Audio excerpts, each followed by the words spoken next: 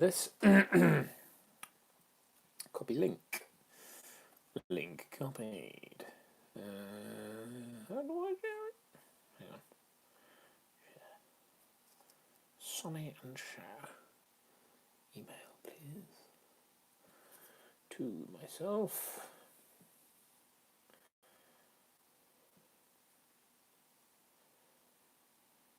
There we go.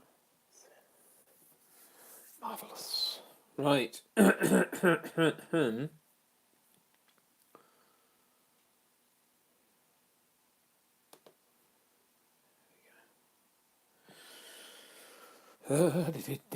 Sorry if you've tuned in and you're watching me do this, as I didn't know is rather boring. Bear with. Come on. That's it.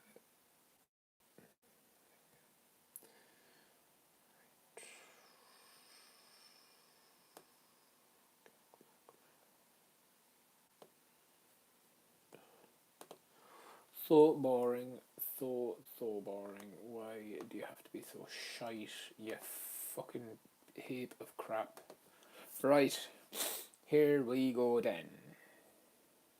Let's see what all the fuss is all about. Notification.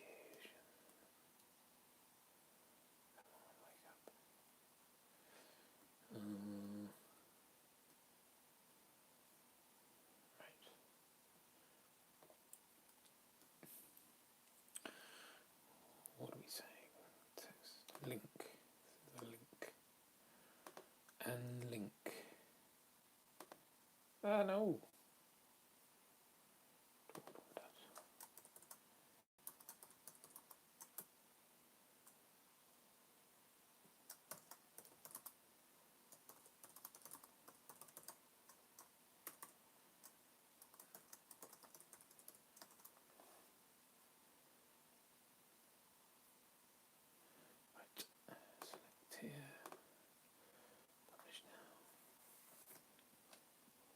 Let's see who joins in. Probably no one, but never know.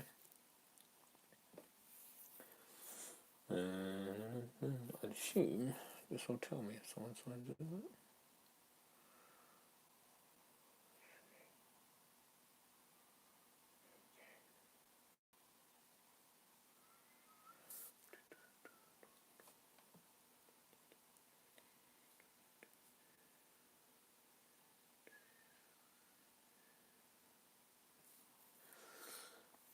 No one yet. No one yet.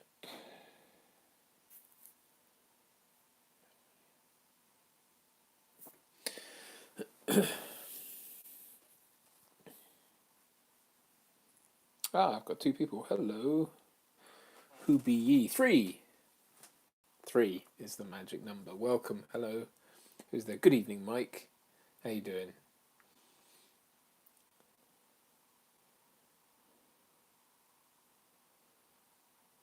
Back to two. Back to one. You're well, good, excellent. It's just me and you, Mike. I think everyone's bounded off. My day was good, thank you. How was yours?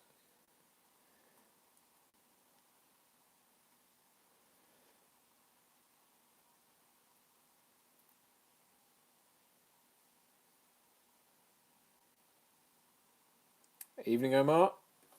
How you doing?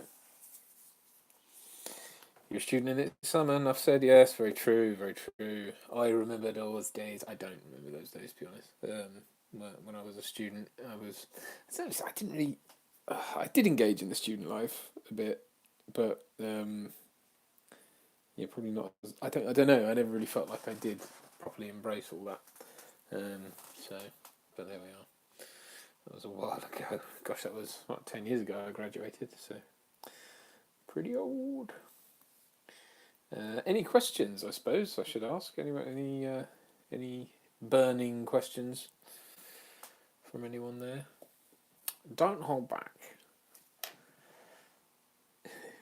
I know it's very boring with me. I know Richard's a bit more of a firecracker with this online business. I'm more of a script guy, so I need to be told what to say.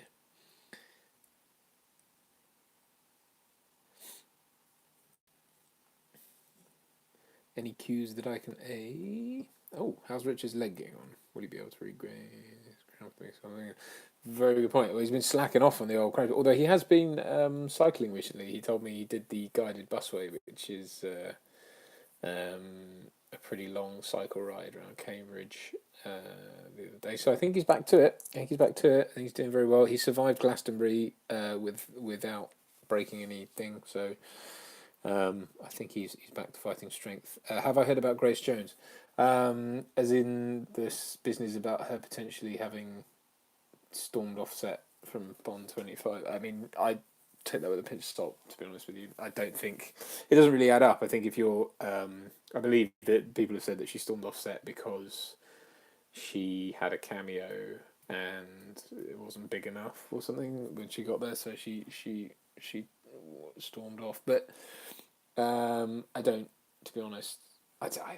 You know before you go in, you don't. These things aren't just figured out on the day. You know, with people like Grace Jones, you wouldn't just figure it out on the day and let her know on the day. She would have, you know, it doesn't add up that she's a diva enough to do that, but she wasn't a diva enough to insist on seeing the script up front and knowing what was going to be, you know, what size her role was going to be. So I don't know. If it's true, whatever. If it's, I don't think it is though, to be honest. And what would she be playing? I mean, what if, you know? Obviously, it doesn't continuity-wise. It doesn't matter because this is a different timeline. But there we are. Sorry, it keeps looking like nuclear explosions are going off behind me. But it's just because I keep moving in front of the sensor. Yeah, so there you are.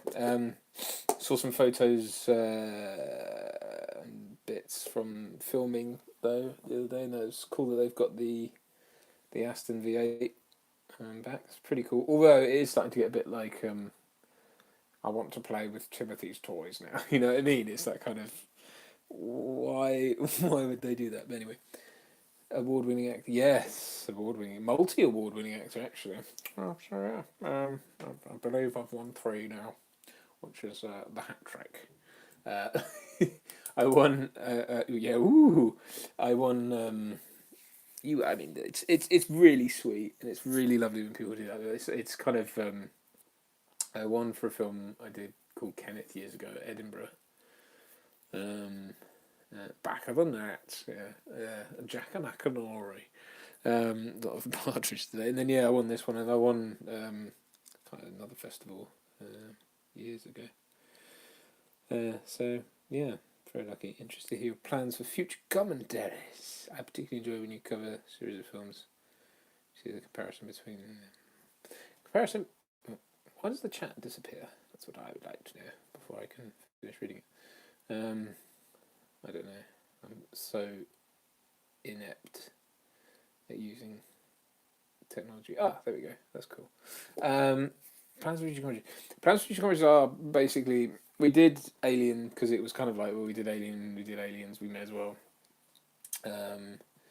do that. In terms of what we're planning, I mean, what we tend to do is Rich and I will try and get a couple of days a month, maybe 3, where we'll get together and we'll just try and shoot out as much stuff as we can. We did that recently, obviously with Richard going away. We wanted to make sure we had enough in the can to carry us over. I was also away recently as well on holiday, so it was we try and get as much done as we can, and it's the same with the commentaries. We try and get we try and get 4 done in a sitting, which is difficult. Usually Rich comes over here and he stays the night. We just try and get as much done as we can. So in terms of what we're planning for next, I don't know. And we always tend to be quite badly organised, as you can probably tell, when it comes to sorting these things out. But it tends to be we sit in my living room and we sort of just stare around at the DVDs and the Blu-rays and that's it. You refer to commissions I can see going back. I assume you include the right to refuse with the commissions. Oh yeah. So the commissions thing that may have come off. not wrong, but it's the idea behind that was to try and get, because a lot of people obviously throw out things they want you to do a lot, and that's cool. But I suppose what we're more concerned with at the moment just trying to grow the channel and try and get it to a point where it at least wipes its face and maybe provides some income as well, or at least is able to generate enough money for us to put back in and grow it. Because we'd really like to get back to a position of having a studio to work out of and all that stuff. So it's that constant push and pull between obviously doing things for the clicks, doing things that get audiences in. And funnily enough, the thing that seems to do it most of the time is trailer discussions. We did Terminator Dark Fate, and that got more views than I think pretty much anything on the channel, and clearly lots of engagement with people who weren't subscribers already. So, whilst we obviously love the subscriber base we have, and we want to cater to them as well, we do have to, prioritize that. And the commissions thing was really about saying, look, if there's something you're desperate for us to do, get a group of 3 or 4 of you together, and maybe and pull your money or whatever, and we'll do it for you. And I think more so the idea was to do it as kind of a private thing, depending on what it is, and then eventually maybe put it out on the schedule at some point. But the idea would be to do it for you, so that it's kind of a private thing. Although we may obviously reserve the right to put it out on the channel later. But yeah, I mean, it depends what it is. If someone wants, like My Left Foot or something, well, something that's not that obscure, is it? Something like I don't know, something that we just know that there's going to be. I mean, like the story of Ricky and stuff like that. That's great. It's great that we've got that on the channel, and we also need to do that because there's that vocal minority who say you've done this before, or it's all just Predator and Aliens, and it's like, yeah, we get that, but no bugger watches the other one. That's the problem. So that was a really long-winded answer to your question, but I hope it's somewhat satisfactory. I don't know. And obviously we'll take suggestions and stuff and everything. But yeah. Convincing. Yeah, absolutely. Yeah, I loved that as well, Mike. I really did. And yes, I have a copy of that. I actually have a copy that belonged to someone else who you might have heard of. Yes. Anyway, but yeah, I do have a copy of that, and yeah, we should do that. It is long, and I don't think. Yeah, you're right. I don't think Blade Runner or 2049 would make for great commentaries because it's long and ponderous, and we're just what we're like. We'd either get incredibly silly or incredibly bored. Yeah, it is. But I mean, it's great though. I do think 2049 is a far more watchable film. I think it's far more engaging, and it just feels like there's the stakes are a bit higher in it to me. Is that just me? I don't know. But yeah, I don't know. Maybe it's just I don't know. But I do love Blade Runner, and I put it on. Usually, if my wife's out for the night or something, I'll be like, right, Blade Runner. But yeah, I just don't. I don't know. Like I'll get 20 minutes in and just be like, and I'll be distracted, and I'll realize I've missed something. It's a film that I just sort of think I miss a lot of. Maybe I don't. I've never really managed to sit through it end to end without looking at my phone or something else. Yeah, it is. You're right. I think that's what because we've done an episode on it. Did we put that out? Not yet.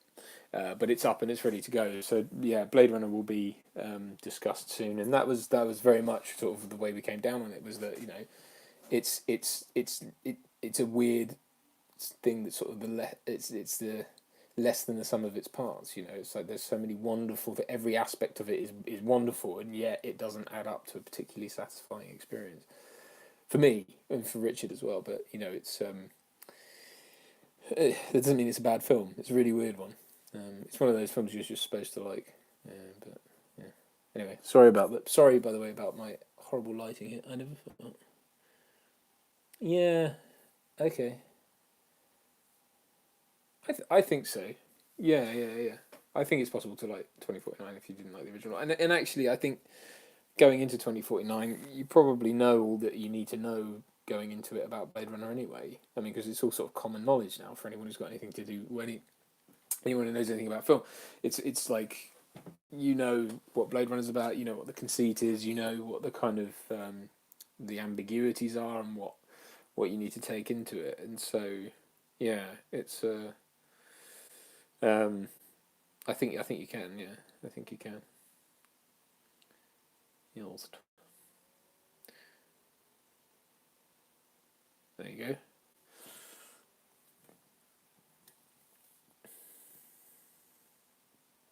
Yeah, I think so. I think so. And actually, I think it's sort of, you can pick up what's gone on before just by what sort of happens in it. Um, uh, yeah.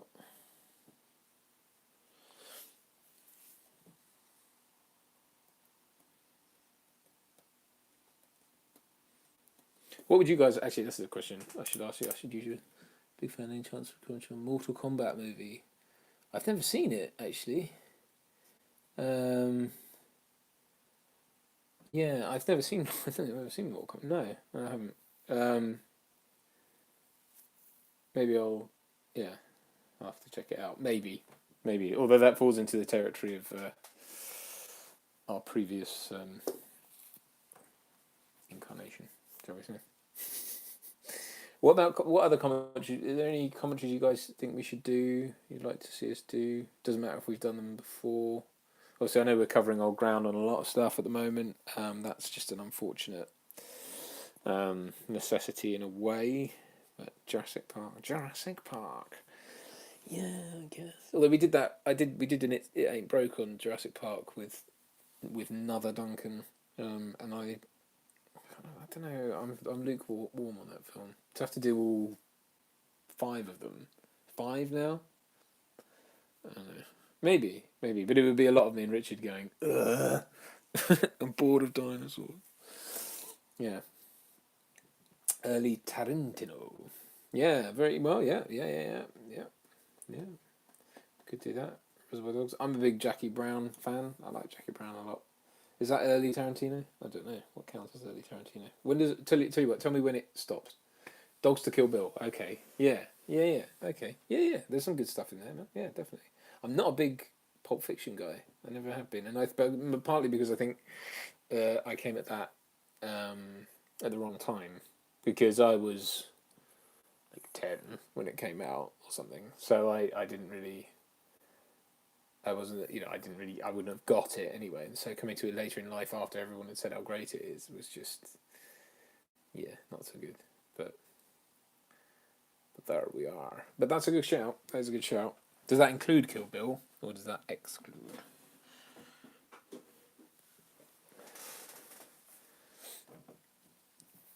Basically, what I own.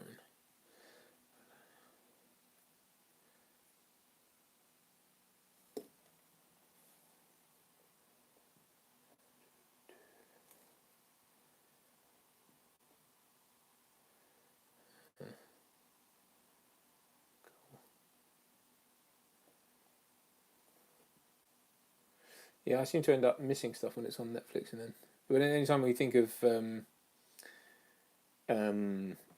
anytime we think of a film, I'll have seen it. I'll have thought of it because I'll have seen it on Netflix or Prime, because those are the two services I have.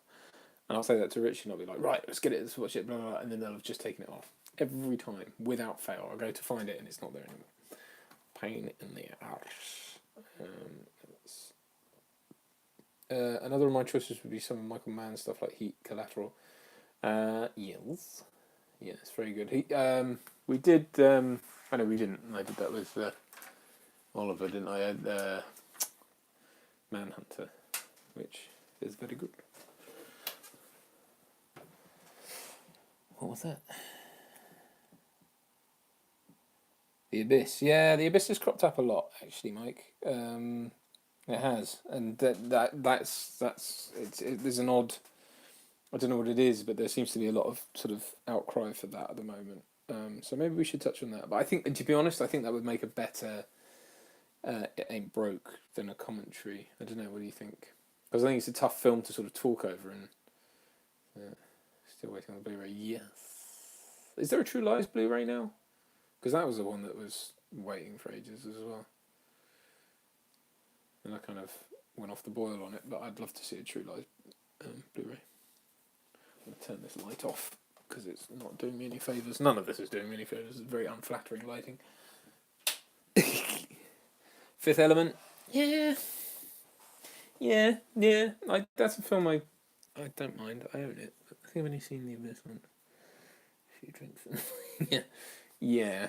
There is that. Yeah, it's a film. That's another film. It's a bit like Blade Runner, slightly less so, but I'll start it and then get a bit fed up. What about Sphere? Do you remember Sphere? That's a film I watched, and I think I was too young really to get it. T2 Star Effects, yes. Avatar. Abadar. Yeah. Yeah, Avatar. I just have no desire to go back and revisit that. It's really weird. I remember at the time really loving it in the cinema, and then The Abyss came with your Fifth Element DVD. That's a weird thing to package in there, but fair play. Sphere and Contact are good. I like Contact. Yeah, I like Contact. Sphere I struggled with, but I think I was too young. I'd like to see it again. Yeah, Contact's cool. Contact's a sort of... It kind of got lumped into that kind of late 90s, early noughties, almost like Armageddon type. No one really... I don't know. It feels to me anyway. People didn't really take it that seriously. And I think it doesn't get its due, but I think it's really good. Yeah, exactly. Deep Impact. Ooh. Although I do like me some Tia Leone, so there's always that. Yeah. And Morgan Freeman.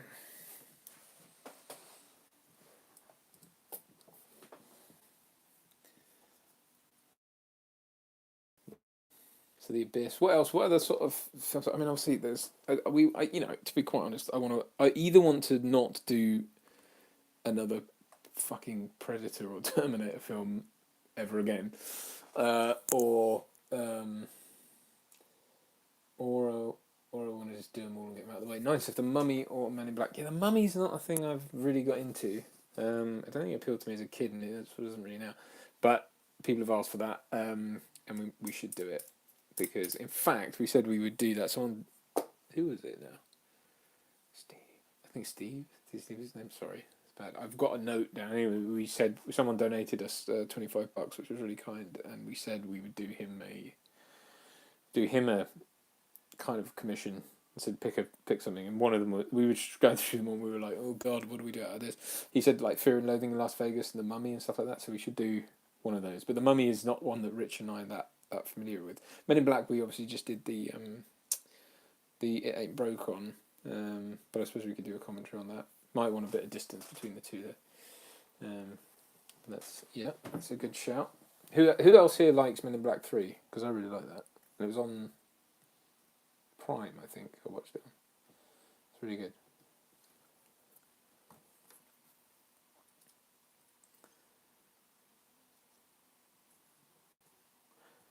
No one? No one? Oh, you haven't seen it yet. Go check it out. It's really good. Me, go Omar. Hi, Dan. The Shining. Yeah, very good point. That Doctor Sleep thing has kind of crept up. So I don't even know. I've no idea. Does it star the guy? Does it star the actor who played Danny Torrance? I can't remember. But yeah, I mean that's a real fascinating one to kind of go back to. Seems I don't know that one.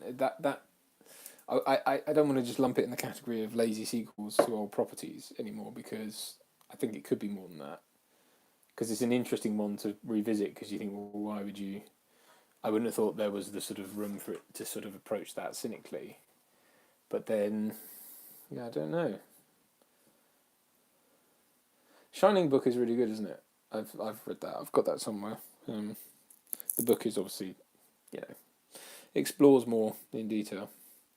Commentary films are a lot of comedic potential and more serious films. I don't know. It's funny because I tend to find that... I don't know. Our commentaries cut various ways. Doctor Sleep is better than The Shining. Oh, interesting. Okay.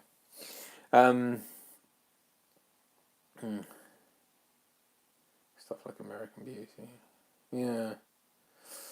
To be honest, with regards to sort of funny stuff versus serious stuff as far as commentaries go. I don't know that there's that particular alchemy, which seems to it's weird.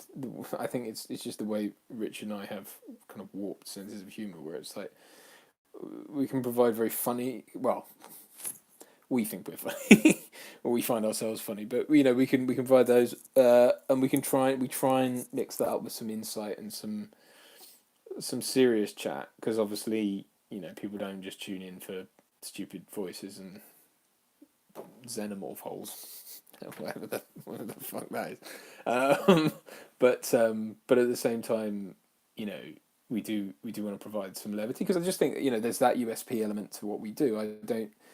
Um, I don't want our commentaries to be deadpan, you know, regurgitations of Wikipedia entries, because that's not, or IMDb trivia sections, because that's not interesting. It's stuff you can go and find out. Um, but I'll come back to that Kane in a sec. I think it's weird. It's weird because some of the funniest stuff we've done is on serious things. I think some of it's. I think what it is the more ridiculous something is, the better the commentary in a way. It's like, although then we did Jaws. I mean, the funny thing when we did the Jaws, the old Jaws commentary from years ago, is that I can't remember. Yeah, Jaws. Yeah, I think with Jaws, I think we got a lot of flack off people who tuned into that, and in the first sort of 5 minutes we're dicking around because it's just the credits over the sort of shark's POV or whatever, and it's kind of like people are like, oh, it's just ridiculous, and tuning out. And it's like, well, we did talk about it quite seriously later on, but we're just doing anyway. But yes, I don't think it's a question of whether a film is serious or comedic. I think some comedies lend themselves well to kind of being picked apart. Something like Kindergarten Cop or what have you, that was quite fun to do. But I think, I don't know. I mean, some commentaries zip along, and you feel like you're filling the time, and you're having either insightful things to say or you're having fun. But okay, I need to try and get this chat back up because it just disappears, and I don't know where it goes. Right. Kane, I said I'd come back to you. What did you say? I love to do. I'd love you to do a commentary on Dumb and Dumber. Okay, Dumb and Dumber. Yeah, I haven't seen that in a while. Have you seen The Cable Guy? Yeah, I love The Cable Guy. I love it. I loved it when I was younger, and I remember that came out. Obviously, got a drubbing, unfairly in my opinion, and it was on. I think I recorded it off TV. I watched it and I thought it was great.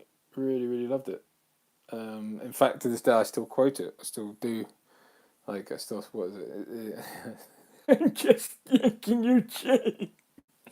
You are too easy. I like to say that. It's kind of, he says a bit like, sounds a bit like Homer Simpson. But kind of turned up and Grandpa's in there somewhere. All right, what else? Wish you could draw and animate. I'd love to animate. Perineum lesson. Perineum. And Aussie H.R. Giga. Aussie H.R. Giga.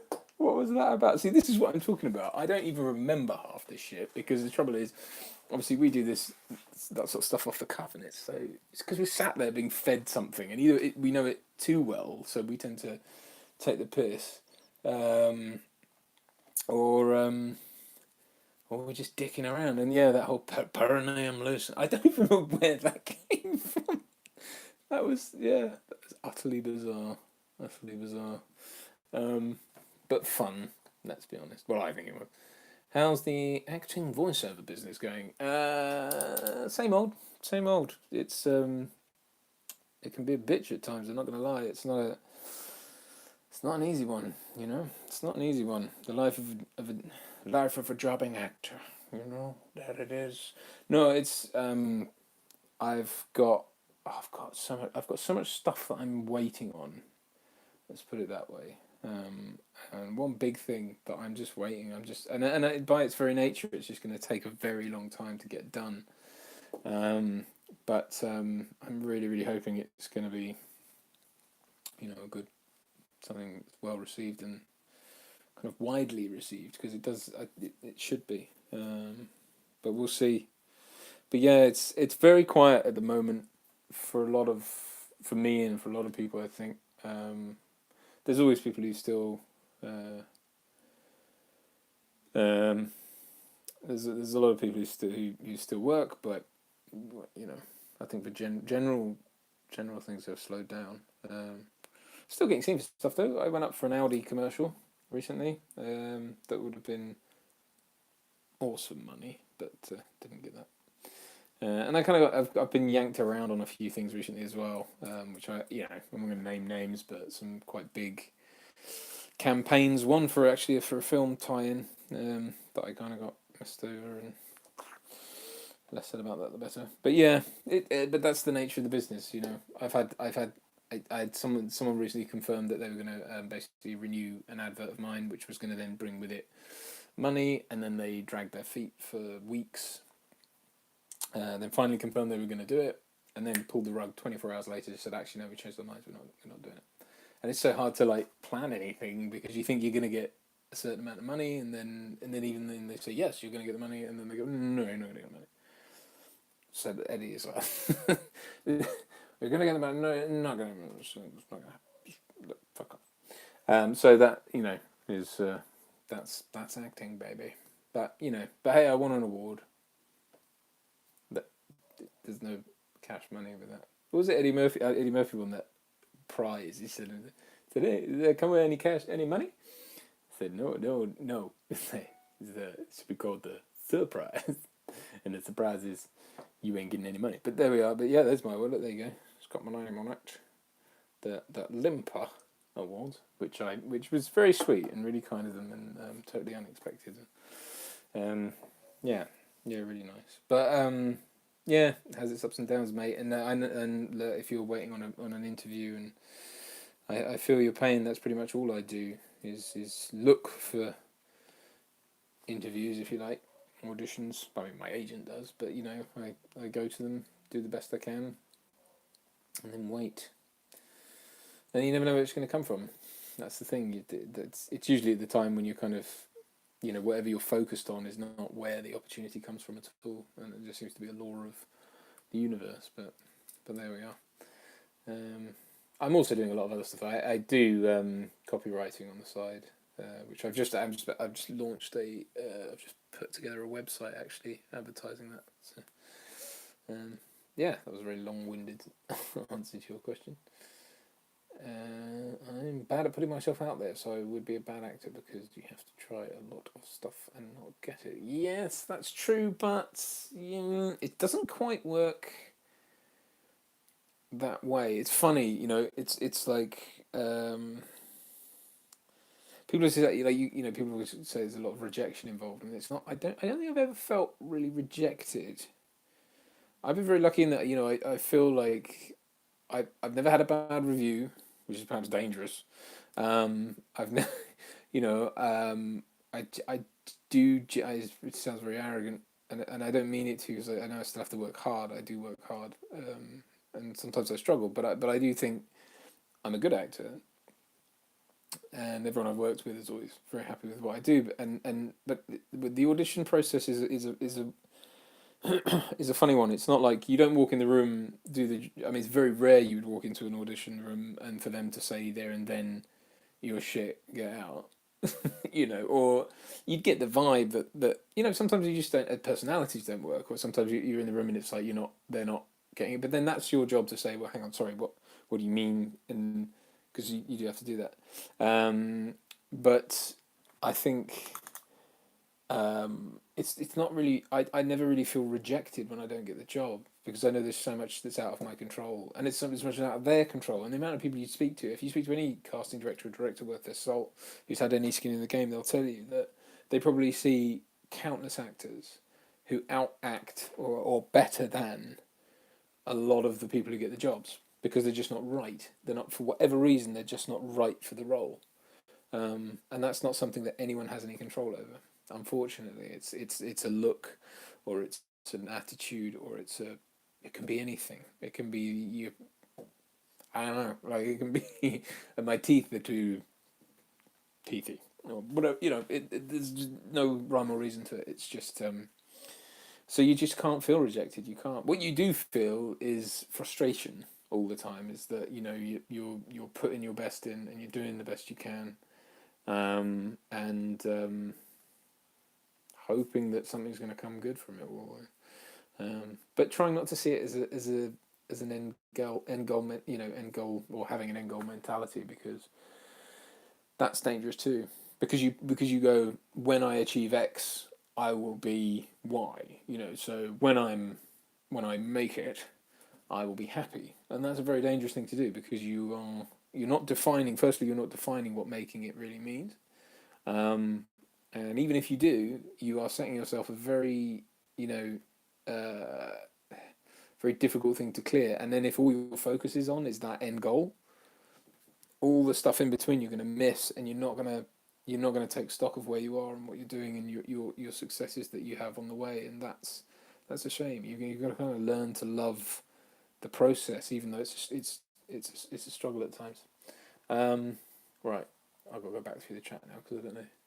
A lot of you said stuff. Michael Caine never got out of the mindset that the jobs could stop tomorrow. Yes, I've just read, in fact, and I can't recommend enough, his latest autobiography, for he has many, called Blowing the Bloody Doors Off. But it's bloody excellent. And my dad, bless him, bought it for me a few months ago when I was kind of in a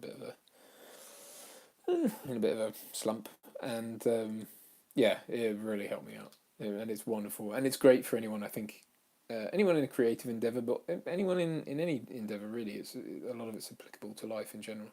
But couldn't recommend that book highly enough. It was really, really good.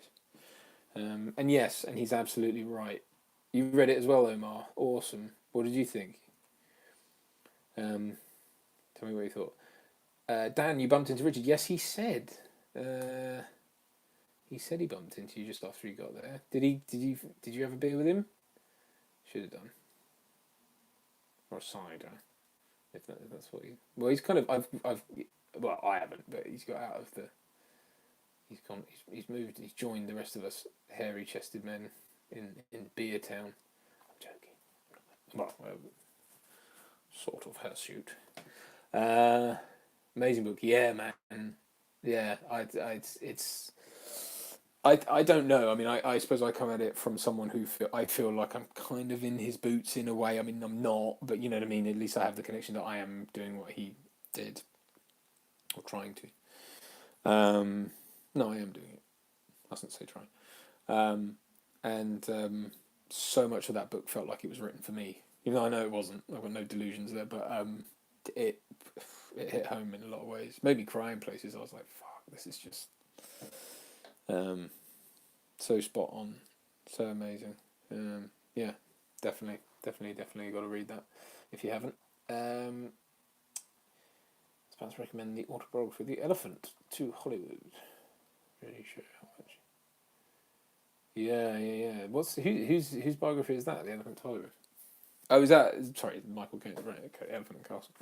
Yeah, I haven't read that one. I've got an older one of his, and I can't remember what that one's called. He's got so many, which is fair enough, because obviously they all sort of mark different stages. I mean, it's interesting. He's had such a sort of, so many different. I mean, because it's hard for me, because obviously growing up, I really grew up in the '90s, and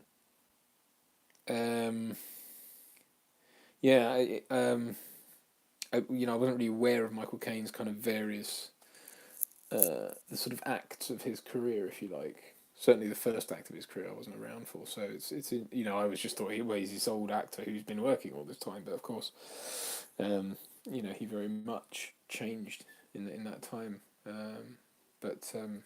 Yeah, no, it's such a great book, such a great book. You didn't get a chance to go for a beer with him?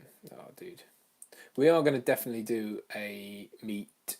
It sounds so grandiose to call it a meet and greet. Well, a meet and greet.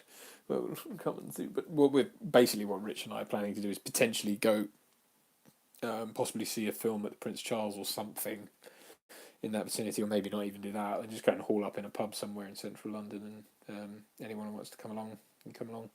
So different to Arnie's autobiography, which makes everything sound easy. Yeah, see, I don't know with Arnie.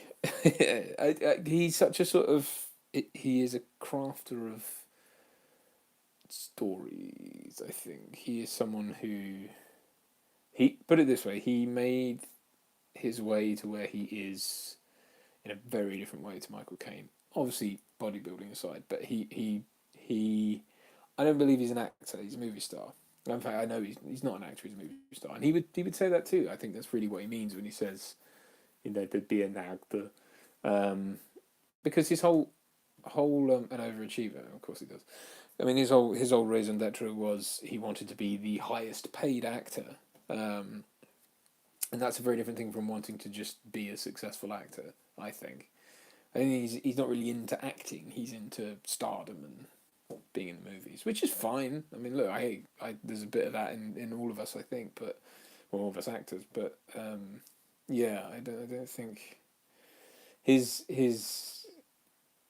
achievement. But again, there's a lot to be taken away from how his approach. I mean, his approach is very much, you know, here's my goal. Here are the steps I need to do to get there, and he just went through all of them. He wanted his feet to double each film. Yeah, well, it was pretty ridiculous.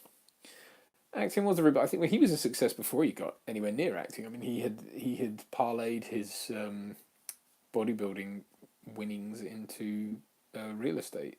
He bought. I can't remember where he bought. He bought a block of flats, I think, somewhere near Malibu Beach or no Venice Beach, and turn them into condos or turn them into offices or something, and just rented them out. And he was a millionaire by 20 something. But I mean, it was more for him, I think, about the being the highest paid actor. It wasn't because he wanted the money necessarily, although I'm sure he did. But it was more about being the top draw as an actor, I suppose, because for him it's like has to be the best.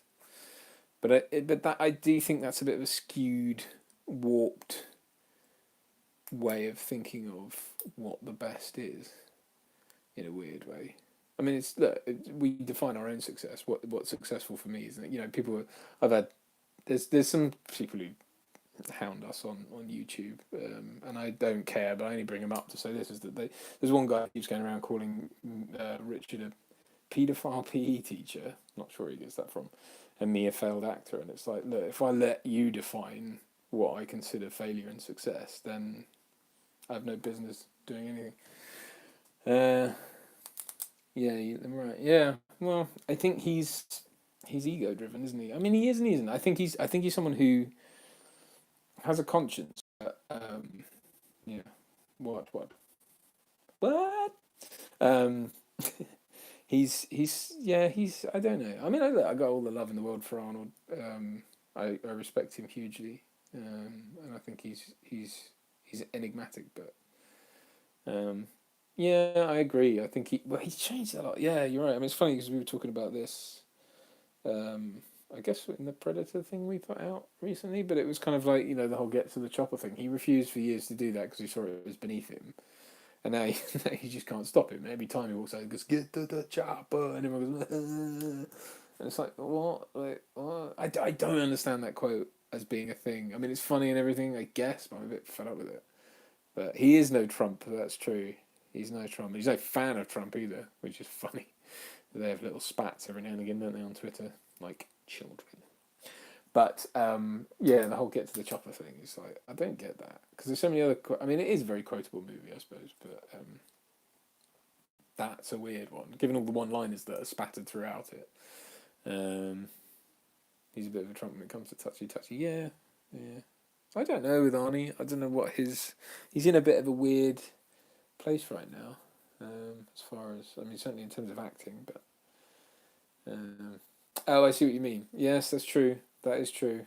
He's he's never declared bankruptcy. That's very, very true.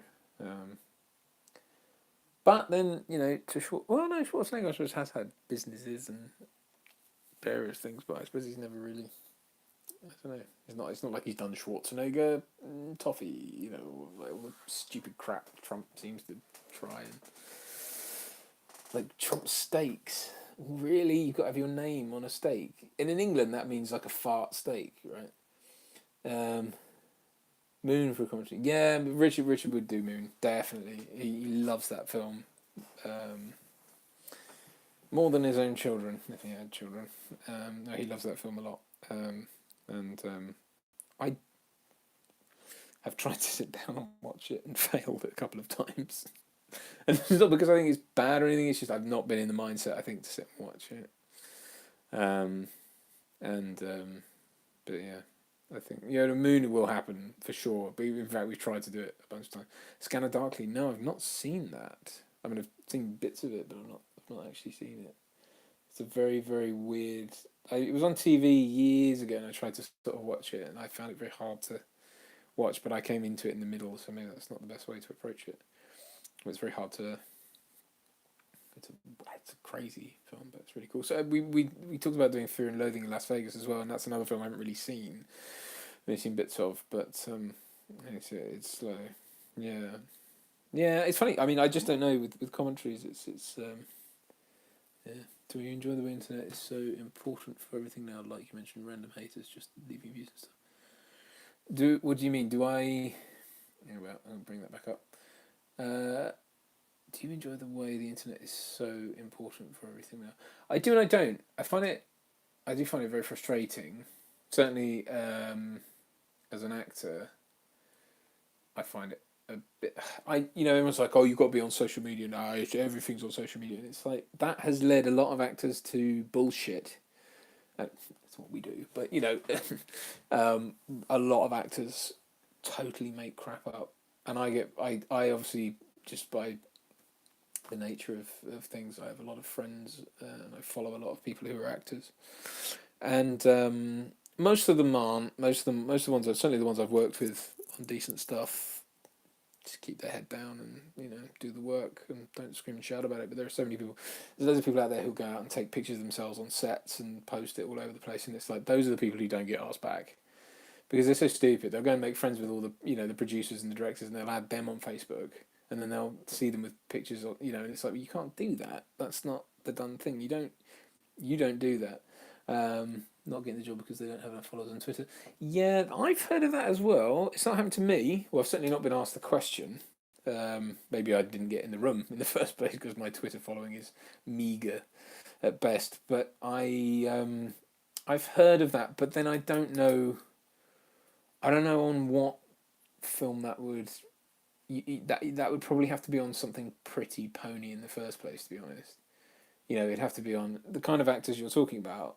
I mean, if they're hiring, quote unquote, no name actors or, no name actors, non-celebrity actors. If they're hiring them, and they're looking at how many Twitter followers or Instagram followers or whatever they've got, at that level, I don't think their film's worth shit anyway. To be honest, that's the harsh truth. But I don't. I mean, I get why you would do it, but it's that's kind of a bullshit way to cast your film. If you're not casting someone who's a name anyway, then I don't know why you would look at it like that because your film's not really about I don't know. I mean, I don't know. I know people who've looked at the subscriber base of the other place when I used to contribute there and thought that would be a good audience to engage with. It's not, actually. It's not. J.J. Abrams will be... if it needs writing. Sorry, yeah, let me just finish that quickly on stuff. So yes, the internet is it is a frustrating thing, but it's also a wonderful thing because it means I can speak to you and we can do silly, goofy stuff like this, and that's nice, actually. So yes, and it also means that at films like Fistful of Lead or something like that, you have a platform to put put your trailer out, and just like anyone else really. And if you want, you can boost it, and you can reach the audience it's intended for much more easily. So as a tool, I think it's great, but it does attract tools. It does attract people, and it does give people a very false sense of what working in the entertainment industry is like and what being an actor is like. One of the hardest things about my job is setting people's expectations or resetting them, because it's, you know, you very often when you say you're an actor, it's like, oh, what have you been in that I would have seen? Is always the question everyone asks, and it's like, well, I don't know what you've seen. It's the dumb. If anyone stopped for a second and thought about what they were asking, and it's like, I've had people ask me if I'm famous. If I'm famous, if you have to ask, probably not. You know, but and then define that. Define what that is. And then they go, oh, you need to be on EastEnders, mate. You just need to get on EastEnders. I'm like, well, I've done that over several years, and Emmerdale and Holby. And, you know, I remember I had one guy trying to tell me, I was in the pub, and working, and a guy was trying to tell me, you know, oh, you need to do this, you need to do that, and I was like, mate, and I literally had an advert on TV that was on in the pub. And I was like, I'm on TV behind you. I have a film that's out on DVD. You can go buy it in the supermarket right now. You would think that would mean I didn't have to do other work, but I do, because that's the nature of things as they are. So the internet has sort of democratized things in a lot of ways, but it's also made, I think, the gap between mega budget and low budget even bigger and bigger and bigger, to the point where it's very hard to scratch a living doing it. But it does mean you get more stuff out there. So it's catch-22. Sorry, that was a long-winded internet rant. What was Mike? Do you think J.J. Abrams will be able to write the Star Wars ship with the upcoming film if it needs writing? He didn't really. It's funny. I have a funny relationship with The Force Awakens, because I really liked it when I first saw it, and I still like it, but I don't really like it. I find it actually quite a hollow film when you revisit it, and you don't have the razzmatazz of big screen stuff. I still love Harrison in it. Harrison, he's my friend. I don't have to say Ford. I still love Harrison Ford in it, but yeah, I don't know. The Last Jedi I really didn't get on with very well. Not for the reasons perhaps that people might say, but I found it wholly unsatisfying as a film. I just didn't get it. I just thought it took lots of characters and totally, it was like very much like Zack Snyder kind of did with Superman. It just felt like he was embarrassed to be talking about those characters. So it was like they had to be. It was like the anti Star Wars. It was very weird. But you know, I mean, if you like it, you like it. There's nothing. Please don't take what I say as any kind of criticism of you. It's just I didn't get on with it. Something about the new films which just isn't clicking for me. Yeah, I don't. I feel like they're very, very squandered. I think they've really squandered the opportunity. So I don't know with this third one. I mean, I sort of don't give a shit, to be honest. They're not the opus. They're not the saga that the first three were. They're just not. I think they're full of faux portent and you know, pretensions, and I don't think they're that great. But if you tell JJ, I'll swear it. I never said it. Here's an embarrassing story for you. I was at a friend's going away party. Friends of my aunts from the Bahamas who were living in London, who very graciously had me to stay when I was doing an acting course in London, and that's actually when I auditioned for Jack the Giant Slayer years and years ago, probably 2011, I guess. Yeah, crikey, it's a long time ago. And they really, really sweet people, and they just happened to be friends with Nina Gold, who is a massive casting director. She's probably the biggest casting director in Game of Thrones. Every big movie going, she's cast it. And she was at their party. And of course, my friend had said this before we went, and I was like, at the party. And I was scared shitless. What was I? 26, 27. Didn't have a clue what I was doing. And I drank too many beers, and I was so in the headspace of must impress, that when I met her, I sort of, all this shit came out about what I'd done and where and I made an idiot out of myself. Anyway, she's very great, very lovely lady, Nina Gold. Quite reclusive, doesn't really stick her head up much. But I put my first thing I said. I think I was talking about how big productions were coming to the UK, but it was very hard to get seen for them because a lot of them seemed to be cast, in LA or whatever. And she said, "Oh yeah, yeah, yes, but there's other ways in." And then I said, at the time they were talking about Star Wars coming to the UK, and I said, Star Wars is coming, but I have no idea who I'd speak to about getting in on that. And she was like, "Oh, we're doing that," and I went, "Fuck," because it was just like it felt like I'd led in because it was like I knew that because I think at the time it was public knowledge, but I just didn't know it, and I was like, "Oh, are you shit?" I said, "I'm sorry, that sounds like I was trying to bait you on that one." That was just it just didn't go well. So there you go. There's an embarrassing story about that. But in terms of the films themselves, I mean, firstly, I wouldn't have. When I look at what became The Force Awakens, there's no role in there that I think I would have got cast in anyway. I wouldn't have got seen for any of those. So, and one of the reasons you don't drink anymore is because you have to. Yes, I think that's probably wise. And I think that's one of the reasons why I'm going to be slowing down. In fact, I don't. Well, I have a few drinks at the weekend, but generally speaking, I don't drink too much. Although I am finally going to go see Brad. Brad is back in the UK. He's literally just hopped on a plane, I think, so he will be home again very soon, back from the old US of A, with lots of stories about various things that I probably can't repeat. But Nicolas Cage and Kelsey Grammer. But I'm gonna go see him on Friday, and so I shall probably end up having a few beers then, which is not good. It's not good for my waistline. It's my ever expanding into middle age waistline. God, but that's depressing. But yes, Star Wars. It's funny. I mean, I just don't know. It just doesn't feel like there's much direction there. And apart from Rogue One, I mean, I really enjoyed Rogue One. I thought Rogue One was great. A lot of people don't seem to. It seems an odd. People seem very divided on it. I don't really understand that. But fair play. But it's just.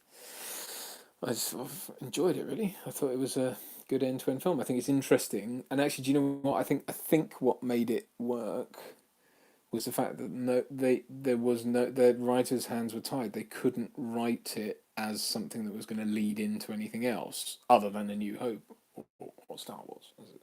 As Richard would be rapping my knuckles with a wooden ruler for calling it A New Hope. But there's that they couldn't write it as everyone. It was finite. It was not a story that could go on. And so I think that just dictated an awful lot of what went on in that film, and I think that's what made it satisfying because you knew we were building to a big conclusion in that film.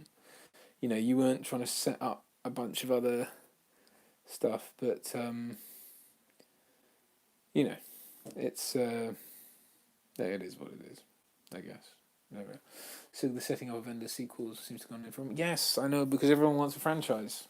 Marvel has absolutely killed the sort of linear story in a film now in blockbuster stuff. I mean, it's like everything's got to kind of go, but there could be more, and it's that constant sort of, you're then not dealing with endless dangling of unresolved plot threads. Yeah, well, the problem is that you're dealing with first act pretty much. You're not getting a 3-act structure. You're getting a sort of first leaning into second. There might be sort of B plot third act stuff going on and being wrapped up, but it can never be over. And that's something that obviously comic books is fine, and soap opera, that's fine, because everything there is a second act. Like everything in comic books is a second act. The first issue is Act 1, the inciting incident, and then the rest of it's all second act. Even if you're going into prequely stuff, it's still second act. Cheers, Omar. You take care, mate. I'll see you soon. Don't worry, you're not missing too much. I'm going to wrap up the next 5 minutes or so, guys. But yeah, I just think when you're trying to do that with The Mummy or fucking whatever it is, you're trying to start the Doctor Zhivago franchise. It's like, guys, come on, man. And they do it with TV as well. And then what tends to happen is then they're trying to eke it out and eke it out and eke it out. And when the ratings start to drop as a result, they suddenly have to rush a conclusion. That's what happened with Bates Motel. I don't know if you thought my wife got into that. And that was a wholly unsatisfying kind of resolution at the end, because you're kind of going, you're waiting for the thing to happen that you know is going to happen, or should happen, because that's what happened in the film, Psycho. And it went on and on and on and on and on. And then clearly at some point the network went, enough. And it was like, quick, right to the end. Like, right at conclusion real quick. And it's just so unsatisfying. Because it's like, first act, second act, second act, second act, second act, third act. Like, and it all wrapped up stupidly quick. And it just doesn't... It's just massively unsatisfying. So yeah, I agree. I just think the trouble is the business model. There's no incentive for people to keep going. That's a True Detective, first season's masterpiece. Yeah, I've heard that and I must watch it. That's a Cary Fukunaga directed, right? Or just some of the episodes. I must watch that. Yeah, everyone said watch it. But then the trouble is over here, unless you have Sky, it's very hard to get hold of. I don't know if it was it on Prime at some point? No, I don't think so. I don't know, but it was something that was harder to get hold of here, because I don't have Sky, and I wasn't going to pay like a ton of money to get it. Same with Game of Thrones, although couldn't give a rat's arse about Game of Thrones, but that's for another day. But yeah, any other questions, guys? Hope they don't drag out Killing Eve too much. Yes, I agree, because I've just finished the second season of that, and slightly unsatisfying final episode, but I'm with it. I wrote to the casting director as a result, because I was like, I'd really love to get on this. I was like, this is a piece of me. That show is absolutely wonderful, and so well written and so well acted. God, if I ever did get on it, I think I'd feel a huge swell of imposter syndrome. But it's something that's really put the kind of spring back in my step for British. Oh, sorry. Oh, I hope I didn't spoil it. It's good. It's good. You'll love it. But no, you'll love it. Actually, no, it is really good. Shut up, Duncan. It's really good. Shut the fuck up. Yeah. No, it's just, I think it's absolutely. Is she and bro? Yeah. Well. So one of the things that's limited us in terms of doing on camera. Yeah, Jodie is very talented. Absolutely. And very good at accents as well. So bring it on. But no, yeah, so one of the things that's limited us doing kind of 3 on camera and 3 just on audio stuff is the lack of. We didn't have the ability to put 3 mics together, but we do now, because we've got a mixing desk. So we can and we've got extra mics, so we can now record with more than 2 people. So we're going to be doing that. As I say, Brad's been away for a long time. He's been working in the States, so we haven't been able to get him on. But he is back soon, so I will talk to him about that on Friday and see if we can get him down for some stuff, because it'd be really great to have him on again. North. Any more? Pleasure, as always. Any more? Sorry, I know I'm sorry Richard's not here, and I'm sorry I'm probably really boring to talk to. He's very good at, I don't know, he's funny, and he talks about Doctor Who a lot, which I don't know anything about. Apart from that, I knew Matt Smith from uni, which is not particularly interesting at all. Oh, is that on? Does that make...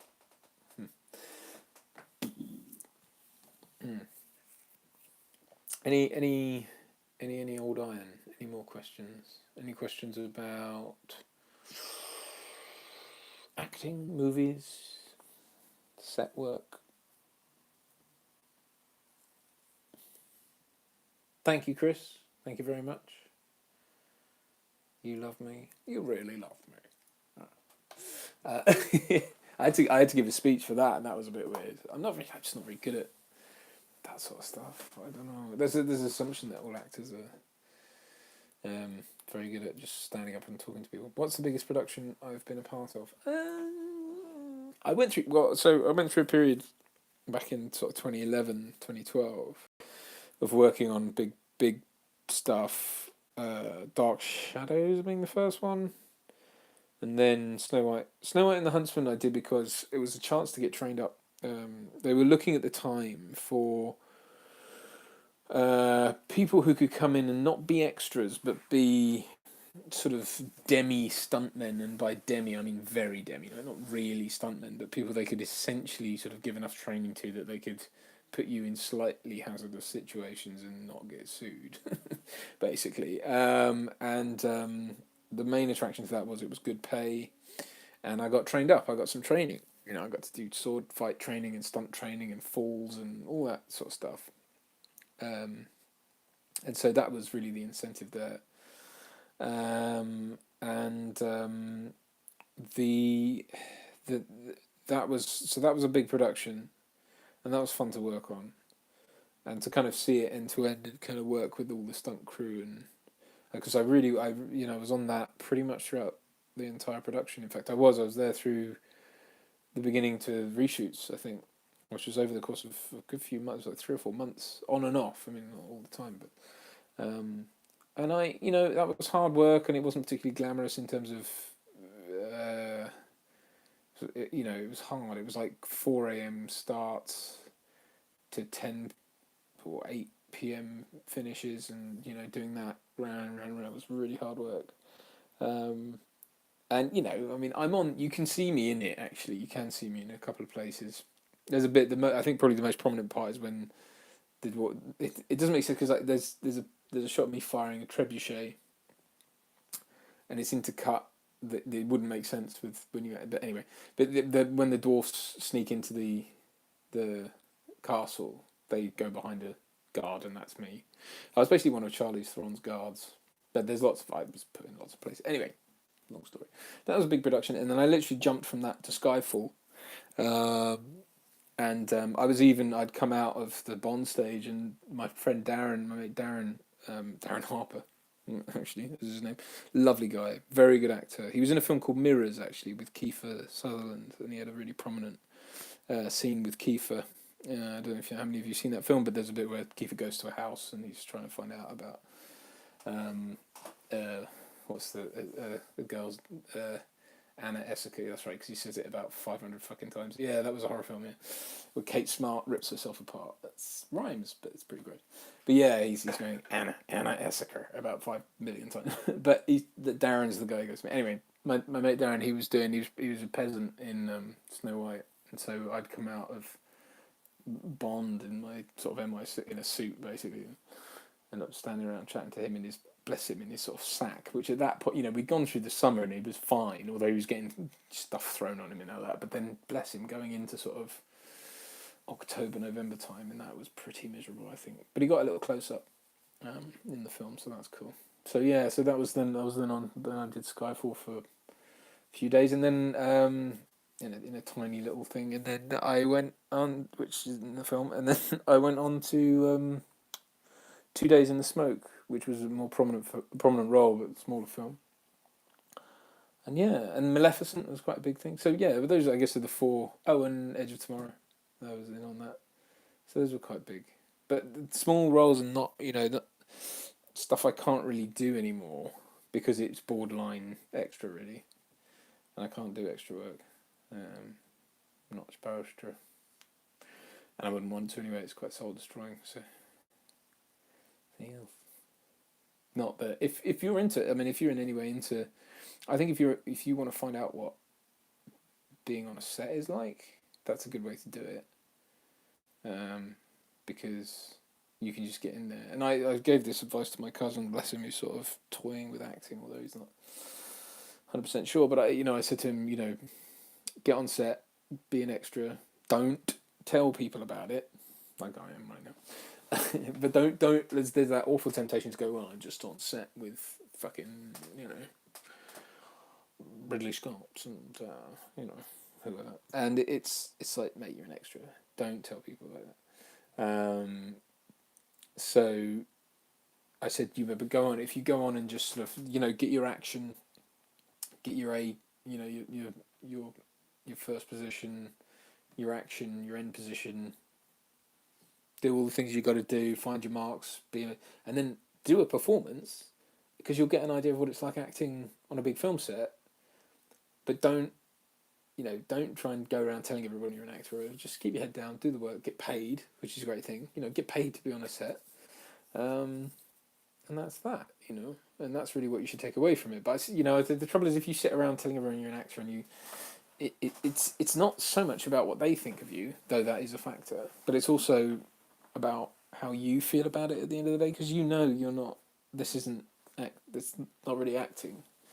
This is not. It's not the kind of work that, because they don't hire actors as extras generally. You might be an actor who goes and registers as an extra, but they don't hire actors. So it's not that it's frowned upon. It's just not. Yeah, I think everyone should go and be an extra. I really do. Everyone who's thinking of acting in movies, because it'll give you a really good idea of the general atmosphere and generally what sets are like. Because they're not. Well, I don't know what you guys have as a preconceived notion, but they're not what you think. In all sorts of ways, and they can be wonderful. They can be really wonderful. But there's a huge amount of dick swinging. Let's put it that way. So I mean, when you're an extra, and it's did 2 extra jobs, definitely proved right about what I heard, that most of the acting / working on set is waiting around to you or wanted. Yes, hurry up and wait, as they say. It's just whether or not you're waiting in a holding area, and or a trailer. And I've done both. So there you go. Yeah. Mike, I'm an engineer, so I'm like an anti-actor. Really? You don't like actors? I know what you mean. Yeah, my dad was an engineer. My dad's an engineer. Worked in water rehabilitation around the world. So yes, and he was an actor as well, actually. Back in the old '60s. That's why he got me to read Michael Caine's biography. Yeah, he was in The Saint and a few other little bits and bobs. And he always tells me like I should know what they are, and I don't. He'll be like, "Well, I was in an episode of Softly, Softly, whatever," and I'm like, "Well, I sort of heard that name before, but I don't know what. I have no frame of reference.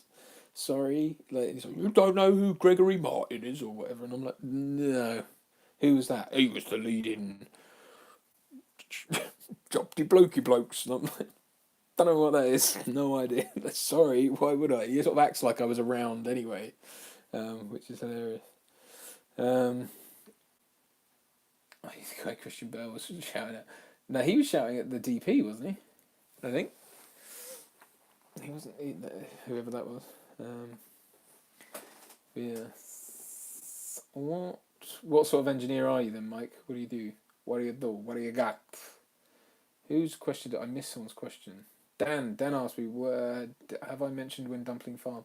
No, I don't actually know when that's. It's got a release in North America. I know that, but I don't know. Which is what I won the recent award for. But I don't know. I'm waiting for Martin, the director, to tell me what is going on, because we've planned another sort of. We're going to host the trailer on Valverde, and I'll do another little intro. Because they seem to, people seem to like those. You might not, but a civil engineer. I engineer civilizations. What? So like what? So what? I don't know. What's a civil engineer? What is that like? Like a bridge? I don't know. I'm the anti-engineer. You see, I destroy things. No, I don't really. But it's like a dark art infrastructure. Okay, very good, very good. Power stations, fascinating. Yeah, see, that to me is like, I don't understand. I mean, my grandfather was an architect, and that is like wind farm. Okay, cool, man. It's very cool. That's a proper job, isn't it? Instead of this bullshit like going around pretending I'm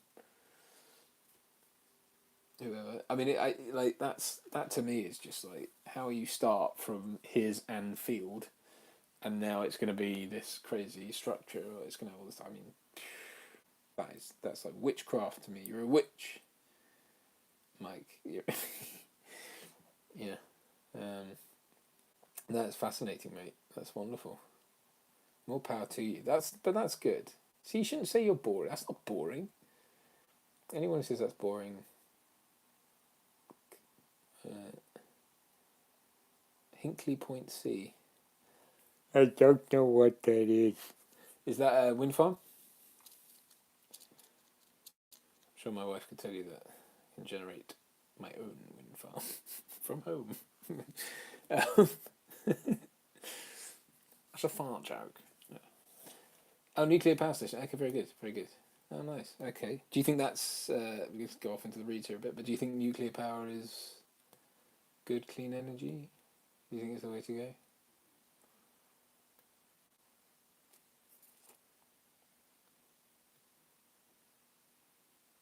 Yeah. Yeah, me too. I think so. I think especially if you're going to try and shift everyone onto having electric cars, I mean that, and especially by whenever it is the government's mining and offshore wind energy. Okay, yeah, very cool. Yeah, I think if everyone's going to be buying electric cars soon, the grid is going to have to be pretty beefy to be charging everyone's car, phone, God knows what else in the house every night. That's going to suddenly overload. What you need to go solar and wind is reliable source of CO2 neutral energy. Yeah, yeah. Agreed. Interesting. There you go. See, that's a good thing. You know. So how come? So are you into films as well, then, Mike? Solar wind generators. Right. Yeah. Of course, it's inconsistent. What about the tidal thing? Those like big snakes slash poos that they put on the. Is that a thing? Have they done that? Is that a viable option? I don't know. Did that make sense? What I said? I don't know.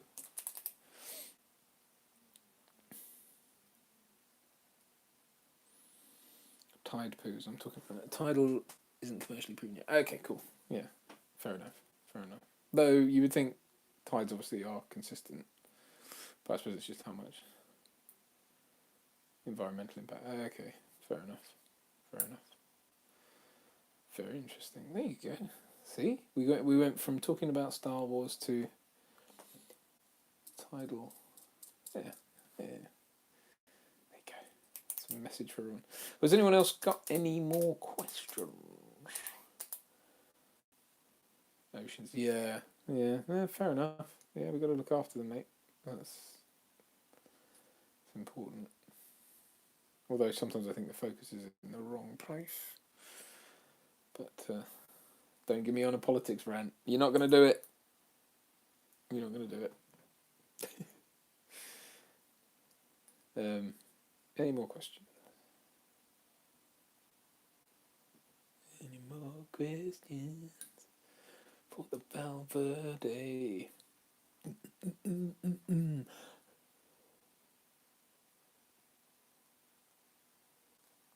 Going to other non-film races on the channel. Probably not on the channel, because I think that's, I don't know. I mean, we'd have to, if we did, I suppose it would have to be a completely subset, and I don't know what we would talk about particularly. Although Rich does talk about sort of comics and stuff, so I guess that's kind of tangential. No, fuck politics. God damn it, no way. There's trust me, I have a degree in politics and I know enough about it that I know that I don't want to go near that, and that's certainly a career killer. As far as acting is concerned as well. My God, no politics. But although they creep into everything nowadays, but no, we won't be doing that. I mean, I do. So I've done collaborations with Tristano, who very graciously came and guested on our channel, or TGV. Sorry, I'm not supposed to call him Tristano.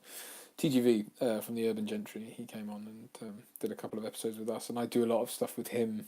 If you haven't, we did a few videos recently where I was pretending to phone him up as Sean Connery or Pierce Brosnan, and he did a couple of episodes of his show where he opened it with me talking, which was quite funny. He wrote the script as well. It was very funny, and I sort of recorded it and sent it to him, and he's going to put it together. We did do a commentary. Yes, we did Hannibal, because he's very well versed in art, history of art, and Italian art. He lived in Florence for a number of years when he was studying. So he was great on that, and really had a lot of insight, which was made for one of us in the room. But he's a really lovely, generous guy. He is very civilized. He can hold his own though. He's pretty cool. I have a lot of time for TGV, and he's been immensely generous to us.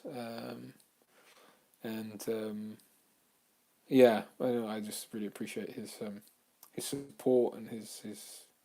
He could quite easily have walked off into the sunset. I mean, we're very small fry, especially now, compared to where he's at. But he's always got the time of day, and he's always looking to help and involve us. He's done all sorts. I mean, he's got over 330,000 subscribers on his channel, but he's recently signed up with Watchbox, who are a huge company in the States, and that's gonna. It's funny. I mean, that their YouTube channel actually doesn't, I think, have a third of the stuff of the audience he does, but it's just gonna mean that injection of capital, basically, and the fact that he's now going to be able to shoot in a big studio, and there's a staff of editors and God knows what. So and he'll have access to pretty much any watch he wants, which is really cool. So really happy for him. But that's what was I talking? Oh yeah, so I've done collaborations with him talking about watches and what have you. So. But I don't know. I think Rich and I have toyed with ideas about doing episodes where we have to convince each other to get into the thing that we like. So there may be some mileage in that. We've talked about it around film. Obviously, we talked about doing Bond versus Star Trek, being the obvious ones. And I sort of floated the idea with him that maybe we should try. The challenge is we have to use the worst example of the thing to try and convince the other that it's a good thing. So he had to, I think he said Star Trek in whatever it was. What's the bad one? Nemesis, is it? Nemesis is one. I think the one with Tom Hardy. He said that'd be the worst, and I'd have to use I don't know. Well, maybe you can tell me what. Yeah, the internet does love it. Yeah, it's true. Nemesis, but I don't know. What do you think's the worst Bond film? Because for me, it's like people will all just go Die Another Day, but I don't actually think Die Another Day is not one. If I tried to convince him, he'd probably think it's just bonkers, but it's fun. Whereas that's not what we're going for. I think something like Diamonds Are Forever would be a hard sell, or even Thunderball, maybe. I don't know. It's just one of the ones that's sort of not really that. Doesn't have that Bond thing about it. I think Diamonds maybe. I don't know.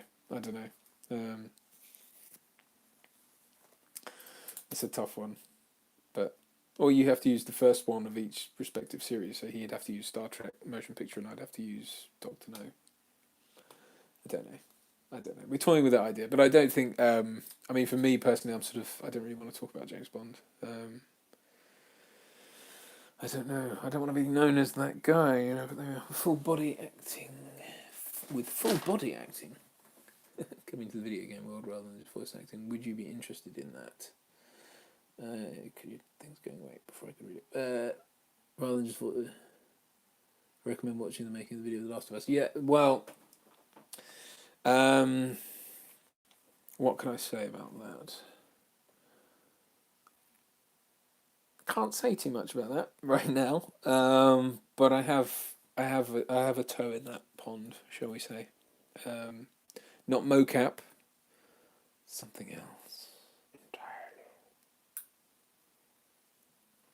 But yes, I am aware of what the goings on there. Am I into gaming very much? No, I was, but I haven't for a while. I think the last game I bought was GTA 5, and that was a very long time ago. So no, and that's not because I don't have anything against gaming. I was an avid gamer for a long time. I just don't ever feel the need to pick it up and play it.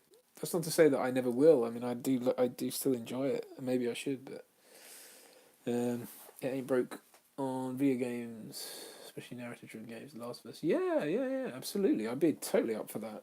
And the thing is, we've spoken about doing doing the Alien Isolation Let's Play. Um, I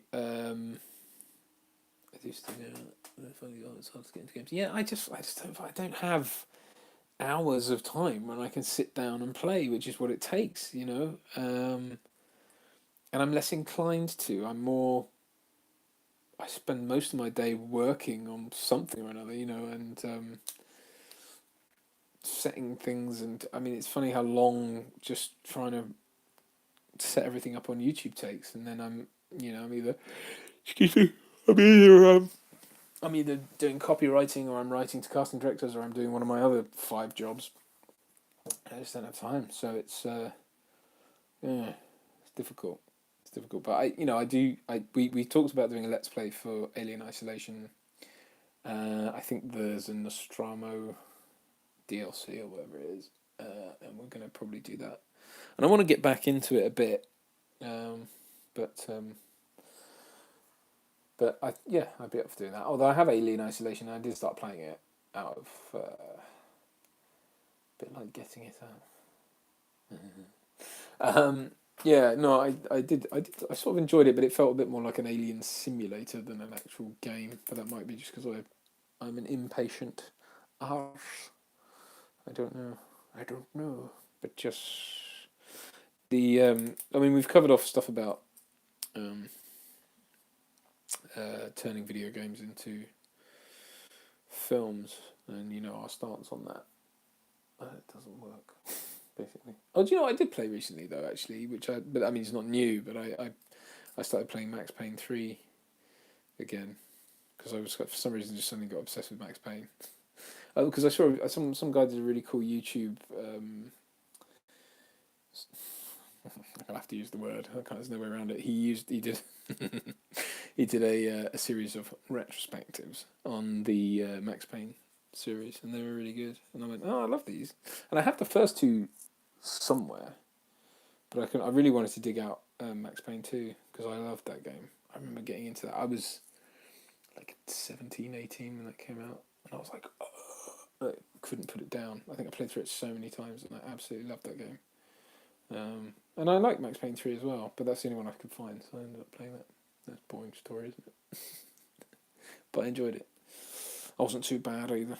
I used to play Call of Duty a lot as well. What? That story driven with bullet time thingy, right? Yes. But again, can't wait for Death Stranding in November. Mads Mikkelsen, Norman Reedus. Oh yeah, I think I saw a picture of that. Yeah. Max Payne's a bit like Liam Neeson. Liam Neeson. Or Liam Neeson.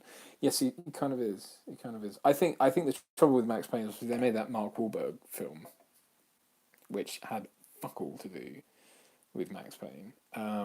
Max Payne is so clearly a cinematically influenced thing that it just doesn't work. Poets of the Fall, yes. Well, I'm glad you mentioned that, Ben, because that is a great song, and I had that. I think that's on my Spotify playlist. That song is one of those ones you just listen to round and round and round because it was over the end credits, wasn't it? And you heard like one of the janitors in the game sort of humming it to himself. But yeah, yes, good shout. Poets of the Fall, go check them out.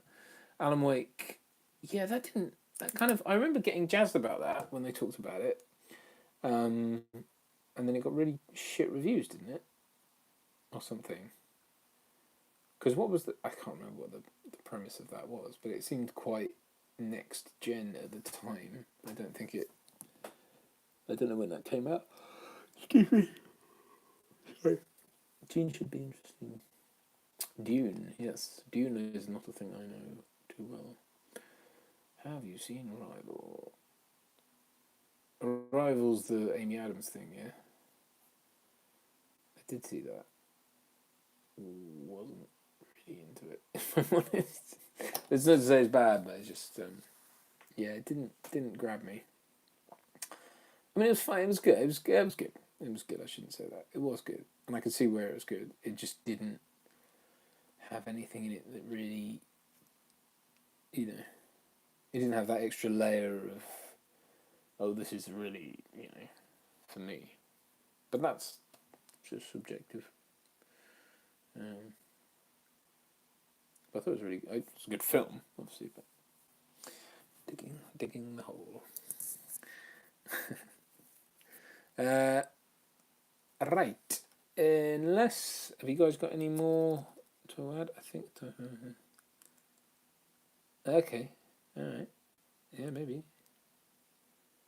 I did like I sort of like the resolution at the end. I did think it was quite well tied up. I don't know. Maybe I should watch it again.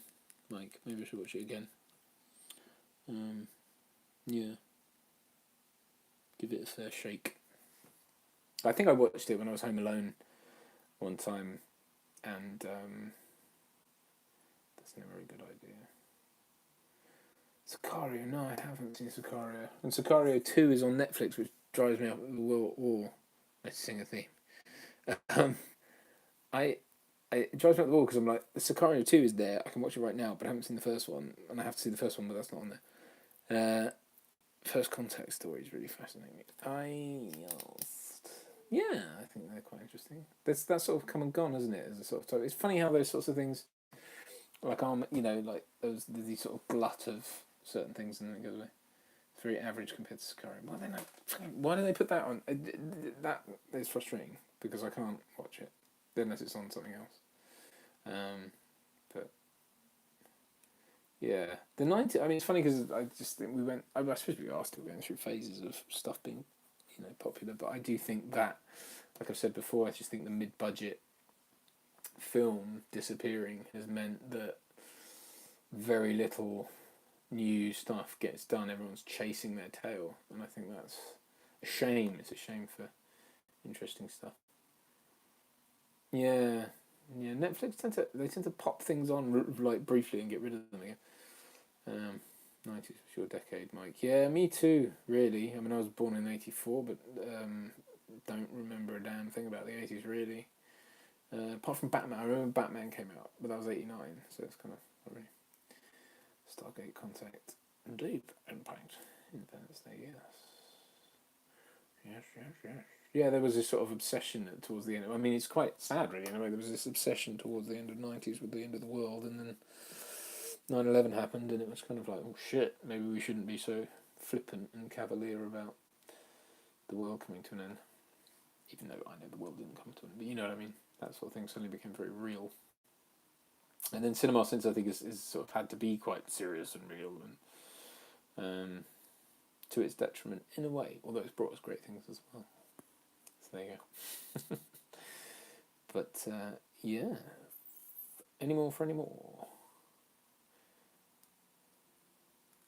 Oh, you all fed up with me now. What was the first Bond film you saw in the cinema? I was trying to realize and loved it. My first Bond film in the cinema was Tomorrow Never Dies, and I agree. I love that film. I think that's probably my favourite Bond film, but it's not objectively, obviously. I don't think it's the best Bond film, but I think it's probably my favourite Bond film. In the sense, but what frustrates me about it is that I think if the third act was as good as the first two, then it would be the best Bond film, and probably objectively, getting up there as one of the best Bond films. But it's slightly let down by its finale, but it's not bad, and I love it. I love that film.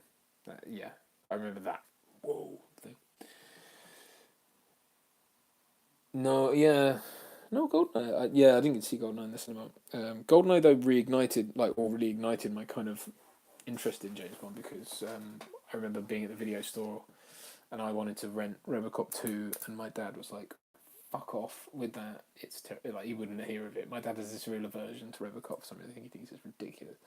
And so he was like, "Oh, just get James Bond, fuck it." Like, it just come out on video, I think, Goldeneye. And I was like, "No, it's James Bond. James Bond, boring, blah." Anyway, I ended up watching James Bond and being like, "Whoa, shit, this is James Bond." And so Goldeneye really was the kind of the Bond film that kind of got me into it. And then I was like, right, I'm seeing the next one. And then we went and saw that, and I was like, this is amazing. So there you go. People like to say that it's the disappearance of the mid-budget film that's led to more stuff on TV, but even the cost of TV is going up and up and up and up. And up. Yep. Well, the thing though is it's not so much the cost associated. I mean, so where the mid-budget film was, that's where all the innovation and risk taking was. And now it's gone into TV, and though the budgets keep going up and up and up, it's still where all the risk taking is going on. It's still where all the innovation is going on. People are tuning into TV for high concept, because you can drag it out. You can have a much longer story. Though we've all been weaned onto second act stuff, that's the trouble. So it's always um, difficult. It's difficult to get people off that. It's yeah, it's not so. When I say mid budget in terms of film, I think that what I mean is it's like where you could take risk. There's obviously high level budget, you can't really take risk. Even when they sort of appear to be taking risk, they're not taking any risks. And so, which is fine, but when you're talking hundreds of millions of dollars, there's not going to be much room for high concept or new ideas, is there? Because it's got to be a proven track record. And I think whereas TV, I mean, especially the Netflix model, does seem to be able to allow for much more leeway in terms of having a go, because they've got a guaranteed turnover of whatever every month. So it's yeah. Right, last few I think, and I'll call it a night because I'm tired. N64 game, yes, I remember. GoldenEye, loved it. Was pretty good too. If I don't say so myself. Got all the cheats. I got the whatever the dossier at the front said 007 on it. Pierce is always your favourite. Yeah, Pierce is great, man. He was my Bond. But I'm a big fan of Daniel Craig as well. New Robocop is being hyped because the original suit is being used in it. I'm more concerned about it being good. New Robocop? What? There's another one? Fuck off, right. IMDb. I didn't know they were doing another one. That's bullshit. Leave it alone. Leave Britney alone. What's it called? Robocop, not Robocop Returns. Is that what it's called? Gosh. Neil Blomkamp. The summary: Robocop returns to fight crime in Detroit. From where? Where did he go? Fuck off. Robocop must defeat Clarence Bodiger, who gets resurrected into a machine with one mission to destroy all of Detroit. Well, who gave him that mission? With the help of Emil. Emil? He's dead. And Lewis. Let's go to extreme lengths to ensure the survivors. That's weird. Is that a thing? That's not a thing. Fuck off, that's not a thing. You're making this up, and so it's IMDb. Ridley Scott can salvage who's on there any prequels. No, not really. No.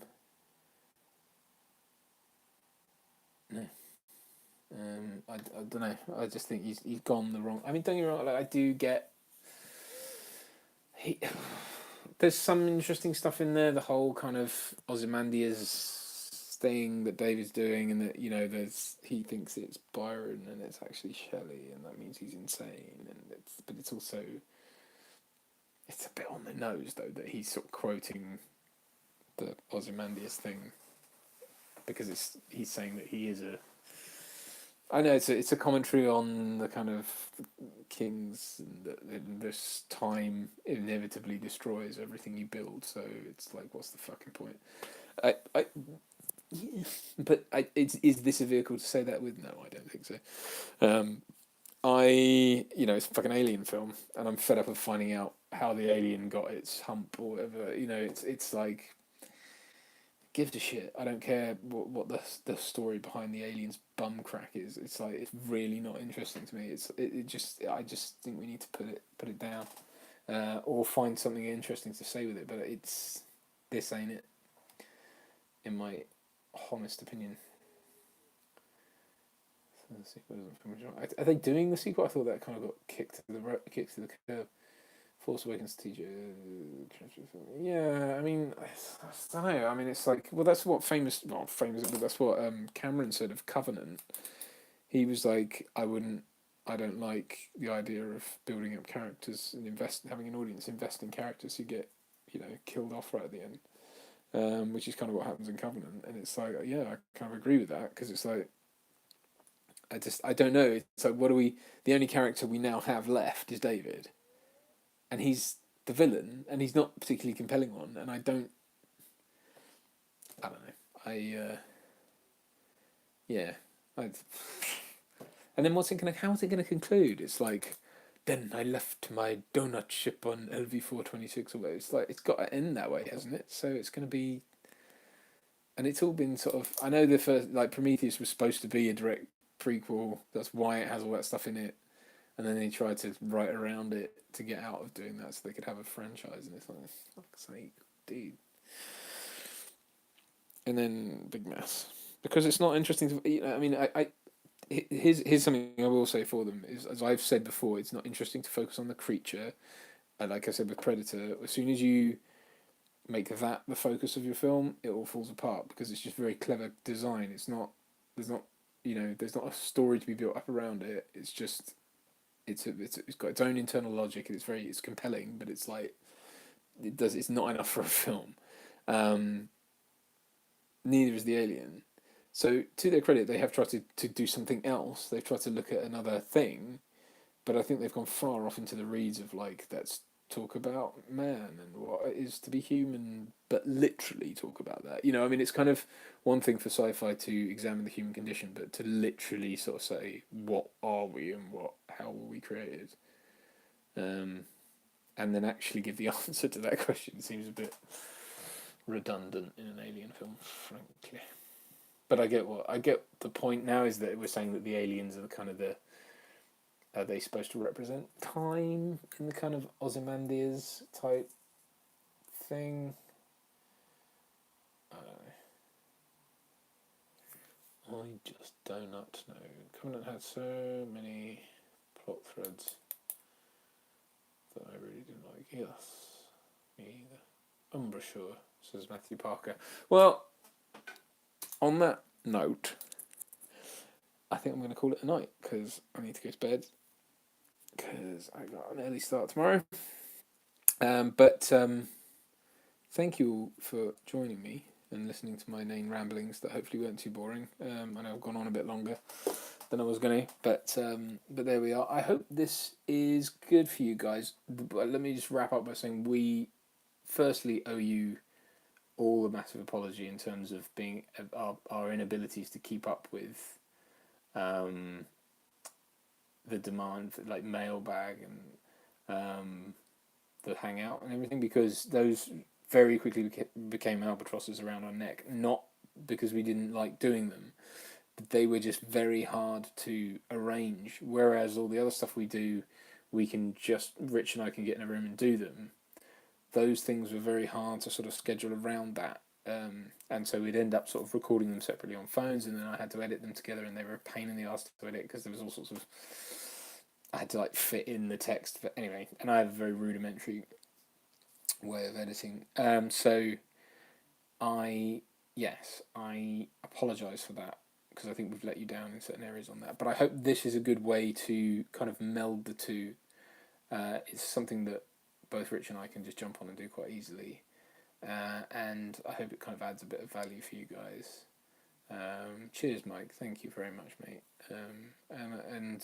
We want to give you guys as much access as we can to us, and as long as it's interesting for you. And we are also going to, obviously there's the commentary repository, which I'm going to keep working on getting up. So I don't have the audio for a lot of the stuff we did earlier on.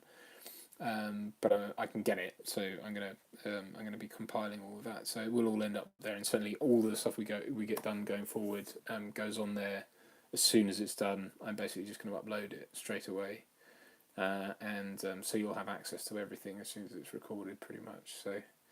So I hope that's cool. And then we are going to work on. I'd rather more streams like you did in your kitchen, if it's feasible. Yeah, definitely. I mean, that was for obviously Gen Pop, as we call it, on YouTube. That was for everyone, and we're definitely going to throw those out more and more. Like I said, we're going to do Let's Plays and stuff together, and we're going to put those on there. So for sure that's going to happen. This is really more just of a kind of a way of adding a bit more of a personal or personalised smaller group, because obviously you guys on Patreon support us very generously, and we want to be able to give you more of our attention. So, but yeah, we'll be doing more of those, and we'll probably just throw like random live ones out there. I mean, the great thing about those is we can just do them anytime. So yeah, for sure.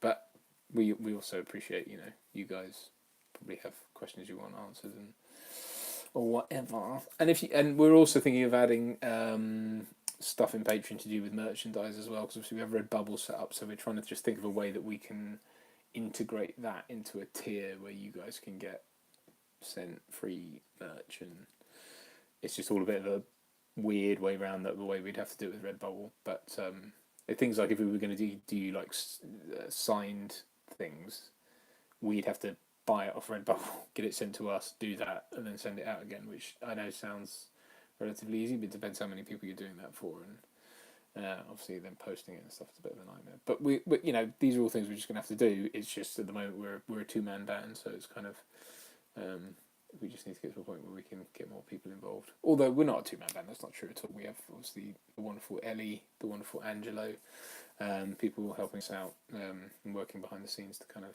help push more out there. So there is that. All right, guys.